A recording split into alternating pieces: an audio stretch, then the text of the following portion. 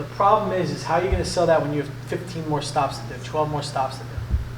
Are you really going to sit there? No, right there, I'm gonna tell, if I got 10 more stops to go to, I'm gonna tell the customer, like, listen, I can't fully inspect your system until we come back and actually properly. But the problem is you can't say that because someone else is going to come in, they're going to turn the system on, they're not going to look at this. This is an upgradable thing. This is not a necessity. There's people that have valves that are buried in the ground. Yeah. So you can't leverage this as, oh, I can't turn your system on because of this, because you're going to look like an idiot when someone else comes in. You can leave it alone and then later. Exactly. But what you can do is you can sell summer work.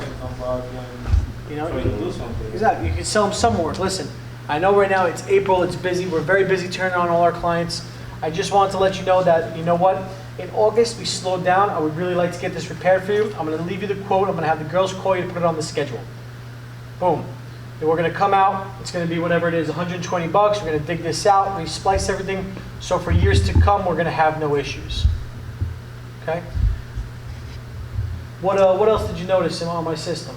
Well, what else is there anything else that's wrong? Or we're good? I noticed after I ran water through the pipes and popped all the heads, one zone didn't come on at all.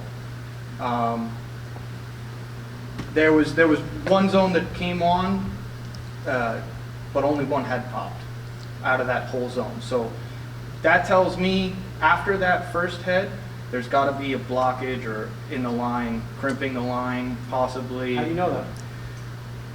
There's water getting to that particular area. I can tell that by the first head popping up. This whole zone is connected on the same line, and from point A to B, there's a stoppage. It's got to be from here to here, in between this area of the first head that did pop and the second head that is No not. offense, I mean, you're a young kid and all, and you know, you've never been to my house before, so how do you know I even have more heads on that zone? On that zone, I know that you've got this initial head, and clearly there's going to be multiple heads tied to that zone. There could be more than just these three that I see here, the two that aren't popping in the same area, and that one. There could be some further down the line, and I really can't tell you the exact location if I don't see the actual sprinkler head on the ground popping up, and if I don't have water running to it. All right, good. With that kind of scenario there with a roof crush, is people are going to tell you all the time, how do you know, how do you know, how do you know? One, the biggest thing is how many times you guys have a roof crush and you walk around and you hear it or you feel that thudding in the floor, right? So the first thing you're going to do is you're going to say, listen, homeowner, come outside, look, that one zone, this one zone, only one head's running. Come here, feel this. You feel that shaking, or you hear that you know, sometimes you hear from the pipe crush. Water, we walk them onto the lawn, they can feel the water bed. But you wouldn't really, that would be more for a leak. Or yeah, this would be a crush. Crushes sometimes are a lot harder to figure out. The other thing too is what you want to do is how I know this in my professional opinion is I've watched all your other zones go on. You have full coverage throughout the whole property. But this particular area here is missing probably about 3 or 4 heads. So I know for a fact that there's something crushed here. You never want to say, well, I guess, I think, I see. You want to just straight up tell them, look, no, this is the problem. You got one head here, it's crushed. These 3 are supposed to be on here. You want to instill confidence. Once you show any sign of weakness, now, when it comes to you telling me the price, that's where I know you're a little wishy-washy on telling me what's wrong. Yeah. I know you're a little wishy-washy on the price. You know? So, all right, how much is it all going to cost me? Honestly, I can't give you an exact number until we properly test the system. And I can't properly test the system until I've excavated your valve box. Why not?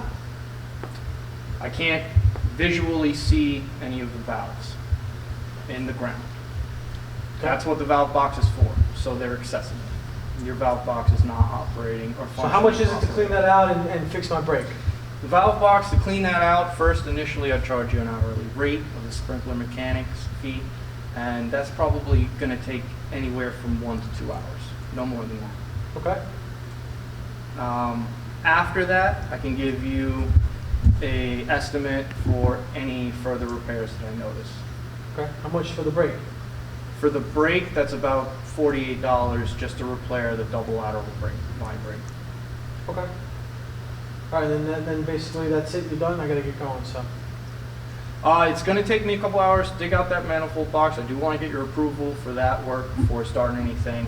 And then after that initial stage is done, I can re-talk to you about any further work that you'd like to get done. After I test the system, I'll be able to give you a much more exact answer on what you need done on your property. All right, so basically what you would do here is, you did good by not giving me an exact price on this, you know, because obviously you can't. What you do want to do is obviously you want to juice that price up a little bit more because you want to add some hourly labor on that because it's a root crush. And then what you didn't do is you didn't give me the upsell while you're giving me all the other prices. So you don't want to keep talking price back to me for this, price back to an upsell, price back to this. You're going back and forth to the customer with so many prices. So while you're talking to him, you say, listen, I'm going to excavate this here. We need to, you know, in order to properly see it, like I explained to you before, it's going to be anywhere from approximately an hour to 2 hours by the time I dig everything up. A ton of dirt in there, look like chipmunks got in there. You know, some erosion. It might even possibly be a leak because what happens when dirt fills in and it gets mixed with water and it really fills up the box. So sometimes that's caused by a slight leak in the box as well. We'll fix that up. We'll diagnose what else is wrong in there. At the same time, I'm going to fix the mainline break that I showed you over there. It's $45 plus another hour of labor.